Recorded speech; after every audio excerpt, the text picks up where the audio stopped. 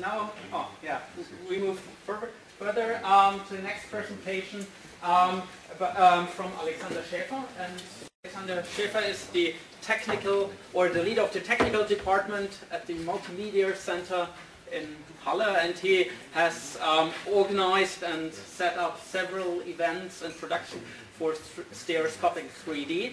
And he's going to speak about one particular event that was already mentioned in the morning, the live transmission of a concert of the Fanta 4 to over 90 cinemas. And yeah, HHI was also involved in some sense, but it was organized by Alexander Schaefer, and he's going to give an overview of what has happened there.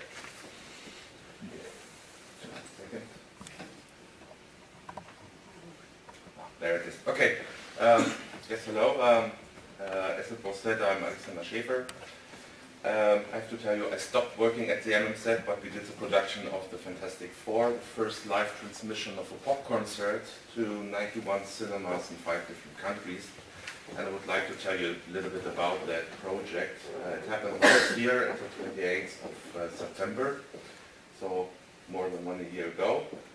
Again, I'm Alexander Schaefer. I'm the initiator, the organizer, and at least I was a motivator for the production, because we had several companies being involved without getting any money. So it took a lot of pressure to get all these companies to have the power to have the whole production be done. The idea was born on the Forward to Business Congress. It's a congress about what are the business cases in the next 20 years, for example.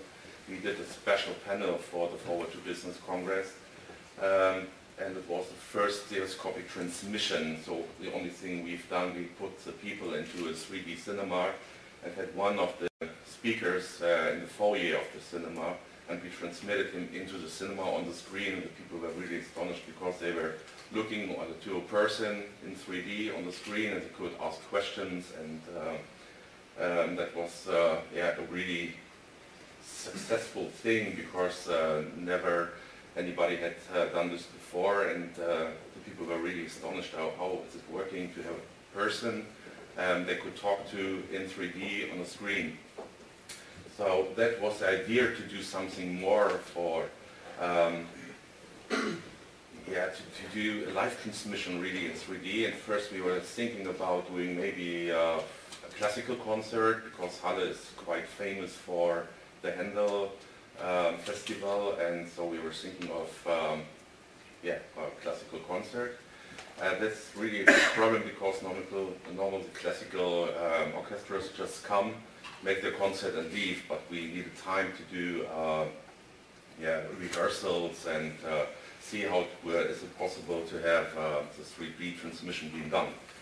So the challenge we've had after talking to all the cinemas was 91 cinemas in 5 different countries have to have the live show. It's really a live show. Why not more than 91? Because not more than 91 cinemas were able to show it technical sides, because you need a special decoder system, and there were not much available on the market. So the planning about this concert is a complete sponsoring concept, because we did not have any money to pay all the companies, to pay for cameras. The only thing we had to have a budget for the crew, because you normally can't get any 3D cameraman, stereographer and anything else without getting paid. So, but all the technical stuff we get for free. So Sony, for example, gave us cameras, Zeiss gave us lenses, HHI, for example, gave us a stand, and we had many partners, I will tell you on the next screen. We have the first meeting of the potential partners in summer 2009 here at the HHI, just around the street, on the other side of the street. And that was the start for all the partners, and we had the first tests of satellite transmissions and integration test of the OB van, for example, in 2010 in May. So you can see a list of all the partners and sponsors we had inside. So it was Ari, the rental, for example. They borrowed us dollies. We had Sony inside, BBS, size I told already. P&S Technics gave us the stereoscopic rigs, the mirror rigs we needed. And yeah, so big list. Altogether, it's 33 companies, and we had 151 persons in the titles.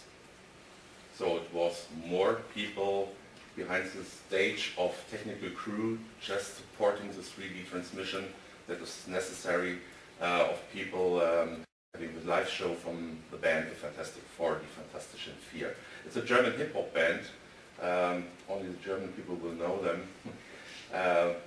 They are quite famous on the market. They are on the market since 20 years, quite successful.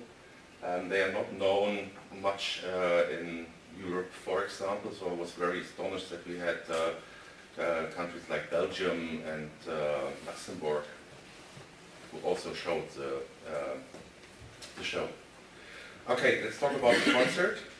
The location was in Halle because our innovation forum we did was in Halle, so we had to find a location. At the Steintor Varieté, the German people will know it maybe by something like called Cindy aus Marzahn and Die Jungen Wilden. This is comedy stuff on a quite famous channel, or RTL. It's also on the same location, and what the band did was to put in a complete new stage inside with an LED floor and everything else. It's a small place, only for 1,000 to 1,200 people, so it's more than a club atmosphere, but we had 30,000 visitors watching it on screen. So it was something completely new for the band to have a show like a club in a club, but to know there are 30,000 viewers somewhere in the world. Okay, let's have a quick making of. I hope the sound is working. Let's try.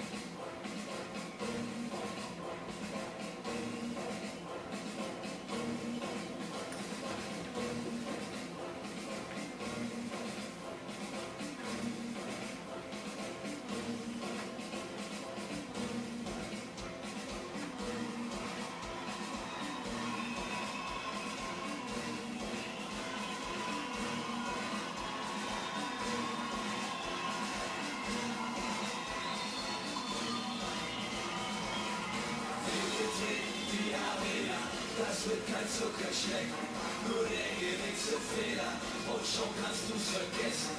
Doch wir gehen nicht in Deckung, wir wollen uns nicht verstecken. Wir sind dafür geboren, wie Gladiatoren. Yes!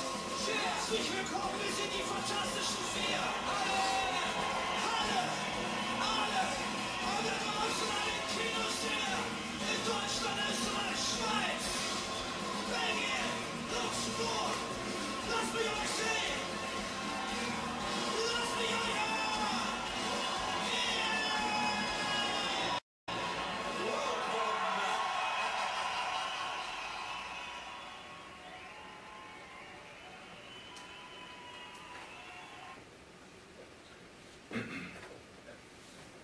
So let's talk a little bit about the live architecture we've used. First I would like to tell you a little bit about the camera positions. Maybe I have to tell you in advance, we only used fixed lenses on the camera systems, and I would like to tell you a little funny story about that, because after we did the show, got lots of articles and lots of news magazines and press stuff. And there was one newspaper from Stuttgart and they were saying it was a really cool concert. I have to tell you again, we only used fixed lenses, no zoom lenses, only fixed lenses, okay? And they told us, or they said, okay, it was really great, a really good concert, and they loved it, but in the first part, we zoomed too much. That was really interesting for me, and I called Zeiss as soon as possible because they had to make a new advertisement. Of course, I said, okay, Zeiss diaphragms, the only fixed lenses where you can zoom with. That was really interesting. Okay, first thing I would like to tell you a little bit about camera positions we've used, because they're a little bit different to the normal camera position you use for 2D transmissions.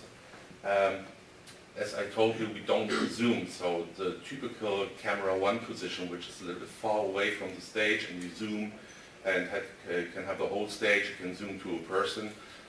We tried this position, but it does not work in 3D. 3D only is a good experience when you're close, or as close as possible to something which happens. So we changed our camera 1 position, I would say, to the crane you see.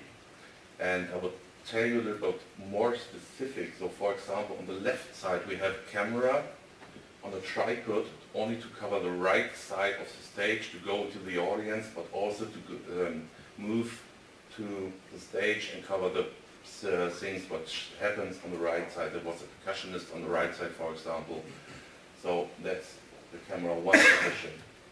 Camera 2 position is a techno crane we use as camera 1 because it's movable very fast, and you can have the total experience of the crowd, of the audience. You can go very close. There's one really nice picture, and maybe you saw it in the making of, where one of the singers in front of the stage and the big camera crane is just maybe 50 centimeters away from him, and he's looking right inside the crane.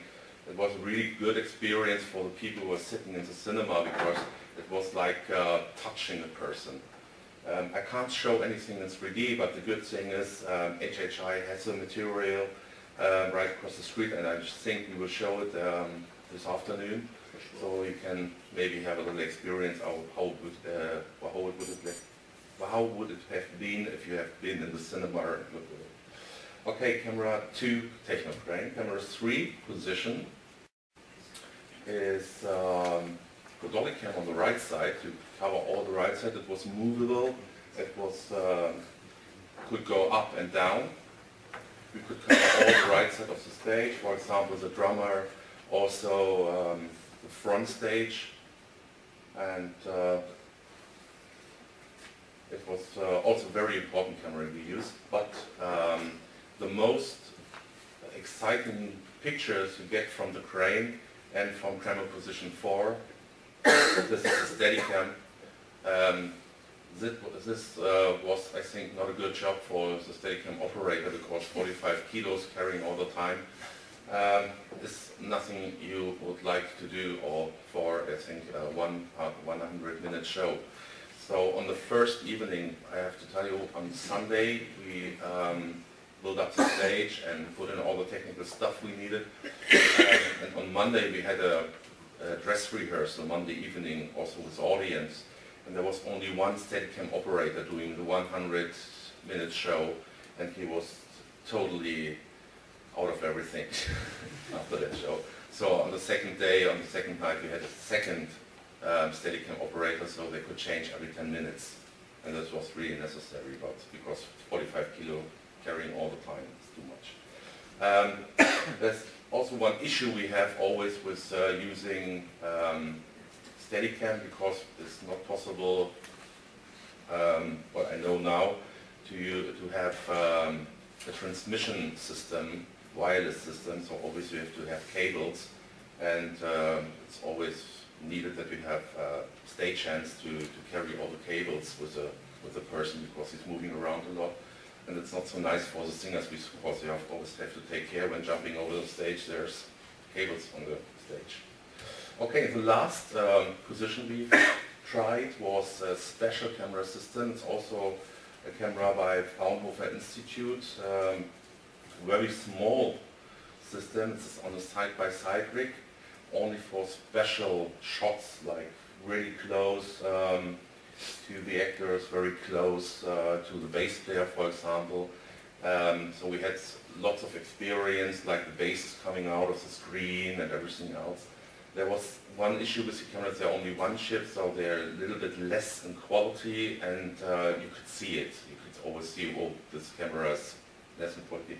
Maybe I would take another system next time, or I'm waiting for the better ones. Okay, that was the camera positions, 5 camera positions at all, so 10 cameras we've used. I'm not sure if I talk a little bit about adjustments. I think all the people know here about 3D stuff, so let me skip this stuff.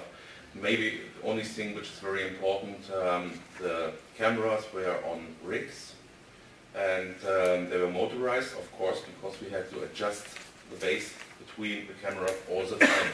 If you go closer, you have to decrease or increase if you go far away. So that's what you get if you increase the interocular distance, and vice versa if you decrease the interocular distance. But I think everybody knows about 3D, I don't have to explain that, right? Okay, so it was needed that it has to be adjusted all the time. So on every camera there was a person who was able to remote control the base between the cameras. So also, very important, video collection to the OB van. There was a big OB van standing behind the location. And we had stand systems by HHI inside. First we recorded all the stuff on a EVS Venice system without any adjustment.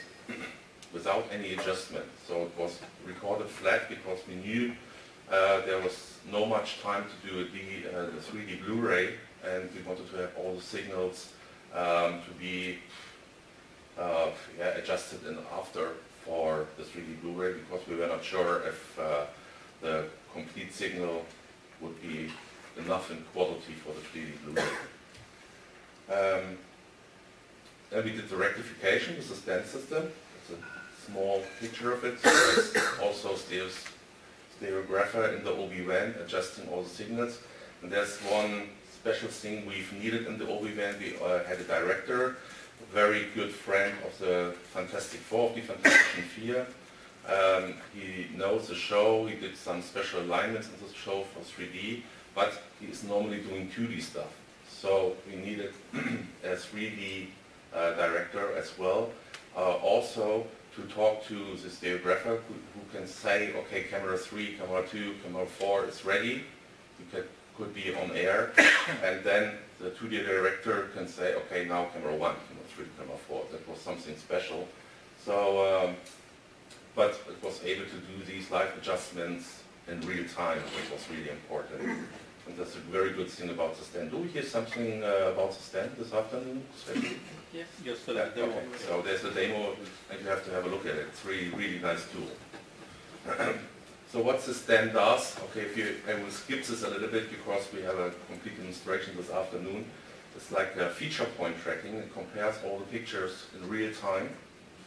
And so it's possible to adjust these pictures.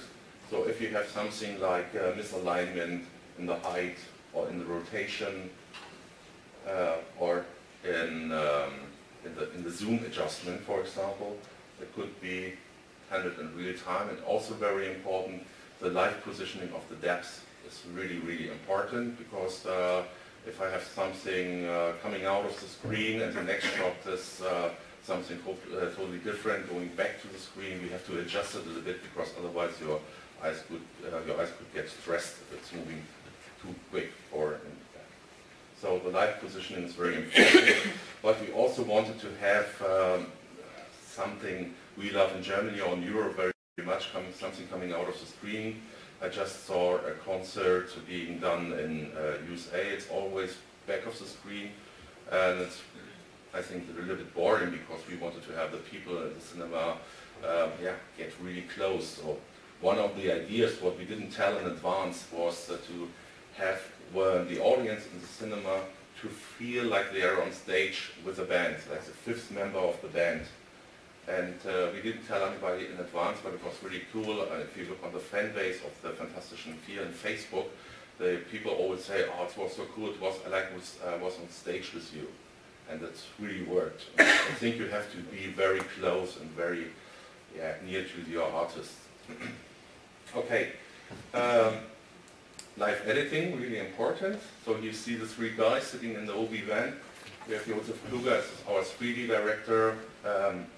Sven Offen is the very close friend of the Fantastischen Vier and does a lot of big concert transmission, normally in 2D. Now it's very close to 3D as well, and he loves 3D and he wants to do more of these shows because it's much more intense, he says. And then we have the pressing the buttons on the left side, or in the front here it's Schaefer. And you see in the back, you see the stereographer adjusting on the stand system the signals. Okay, let's talk about a little bit of encoding. That was a big problem, how we get the signal to the cinemas. Okay, we have a left and a right picture, and we used a Sensio encoding system. One of the partners was Bewegte Bilder. It's at least three companies, Bewegte Bilder, Open Sky, and Eutelsat. Eutelsat is a satellite transmission system. Open Sky is a provider who checks all the cinemas, who have a feedback system on the cinemas. You can look in real time what signal quality is, what the cinema gets. And so we're sitting many people somewhere in a black office and watch the screens and have a look if all the signals are okay. And so we had an encoding box of this Sensio system, and all the cinemas needed a decoder box, we will see later. And what the system does is very simple. Left and right, full HD picture goes inside, and it will be merged to a side-by-side picture, and then it is transmitted. I will skip this because of the time. That's how we used Venice and the stand system, but I think you see that also this afternoon. Okay. Let's go to the transmission. We had an SMG by TVN from Hanover who sets the signal up to the satellite. One special thing we also did, we had an audio van as well, because the show normally, which is coming from the stage, is just stereo, but most of the screens are 5.1 audio system or something else. For live music, I think you need more power in the cinema and much more quality, because it's a concert, it's not a documentary film, for example, where it could be maybe a little bit less in audio quality. So we had a live engineer sitting at the desk in the audio van having all the signals coming from the stage, all audio signals, and he was mixing it in 5.1 in real time. That was also a little bit complicated because these audio OB vans just have a very limited space, and the cinemas are much bigger, so you could not compare how it would sound in the cinema. And it's really true, I was sitting in the cinema writing SMS to the sound engineer in the OB van, okay, we need more bass, we need more surround levels and everything else. Quite analog experience, but it worked really well. The only problem we had was all the cinemas are totally different in aligning. So I was sitting in one cinema and had a perfect 5.1 sound, and I was able to just move to the next cinema where the show was also being screened. They only used all these surround systems, so it's only 4-channel, and that was really something different. It really sounded like a different concert. Also, we had one cinema in Vienna. They showed the whole show in mono. I don't know if it's a good experience to have a live concert in mono. So that was something really bad as well. So we transmitted it over, I told you, Eutelsat on Atlantic Birds 3. And then it went back down to all the cinemas. So we had 100 Sensio decoder boxes installed, but only 91 cinemas were able to show it. And what happens is we have the side-by-side pictures, and the Sensio decoder shows it to a left and right format, understandable for the projector. So that is the test chart we used in advance. Only our special cinema in Halle were able to see this test chart because it was only for the cinemas to align the system. And maybe half a year before we had the concert, we had the first test over the satellite. We developed this test chart, and as you can see, they have a front and back also in the test chart. So front comes out of the screen and back is behind the screen. And that was really interesting for me because many cinemas I've visited, there was front, back, and back, front. And I was asking myself, how do they show all these 3D movies in the last months, always with back and right, front and back misaligned. And it was also really astonishing for me discussing with the technical directors because they didn't see that front was back and back was front. Strange. So the thing what the audience normally see was a countdown. Also, we transmitted the audio from the location half an hour in advance. We had a countdown of half an hour, and we also had the audio, the sound. That was really cool because the people who were sitting in the cinema were just thinking, what's happening here? It's like I'm in a live concert because they just hear the audience talking and screaming sometimes, and that was really cool. It was a good idea. So the screening is one shot of the people sitting there, clapping hands, stomping feet, and I've also heard of cinemas where the people were dancing in the cinema. Also really interesting because what I've heard where they were standing up in the front and the people in the back say, hey, sit down, I can't see anymore. And so maybe you have to think about cinemas but without seats or something, like 3D live transmissions. And this is really cool for me. That's a 3D Blu-ray.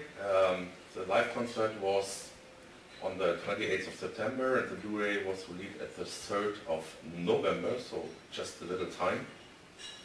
And there's what people think about the 3D Blu-ray. Maybe I will try to translate it a little bit. Yeah, no better 3D Blu-ray on the market. Please more from such kind of 3D concert. You can watch it for hours. Or for cool Blu-ray, fantastic 2D and 3D picture, great sound quality. He's normally no fan of the Fantastic Four, but for me it's music okay. Because of the cool 3D Blu-ray, he's going to be a fan of the Fantastic Four. And I also reached a really nice email because I invited some people in the cinema in Berlin, and one lady married to, I think, the director of the Berlin Philharmonic Orchestra. And they were invited to go in the cinema here in Berlin, and she wrote me, she's normally no fan of any kind of pop music, but she really loved the concert, and she's honest now, she just went into a shop and bought a CD of the music because she liked the concert so much. So that's really cool, and that's also a very important thing for the music industry, because after this 3D show, they had a 170% plus in ticket sales for their tour. Also, the CD, the normal CD, raced back into the market in the top 10. That's really cool for the band. This was a big marketing effect. You can see it. Oh, the Fantastic Four, live in 3D. The 3D Blu-ray reached position 8 in the top 10 music charts. And really cool for me, we got a golden record for the Fantastic Four. If anybody had told me before we would get a golden record for a concert, I would say, no, never. Now I have it. It's really, really cool. And there's one really important thing. As you can see on, where is it? No, it's not. Heimspiel. Yeah, okay. On the top down here, This is also a DVD. This one is made in 2009. It was a big concert in Stuttgart where the Fantastic Vier are coming from, in front of 90,000 people, a really huge concert with all this orchestra and everything else. It was 2009 and it reached gold level at the same time where we got the gold record for the 3D concert. So it took a year and 3 months to get the golden record for Heimspiel, and we took only 7 weeks to get the golden record for 3D Blu-ray. So 3D Blu-ray is a really, really huge market. Yeah, that's all of my presentation until now. We can talk in detail, maybe some questions.